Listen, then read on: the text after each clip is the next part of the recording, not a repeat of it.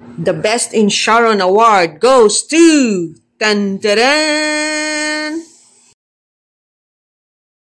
Believe kayo ko sa SPUD High School Batch 1994 organized crime kaayo. Bitaw.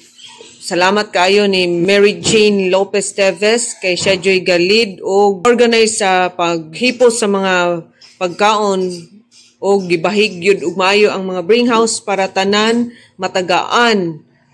Walay mo uling maghilak, fair jud tanan.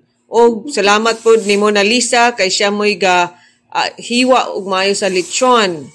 Og salamat pod ni Jermaine, og ni Sheila, og ni Alin nga ni tabang intawon og bahig pod sa mga sudan og mga dessert nga isulod sa plastic.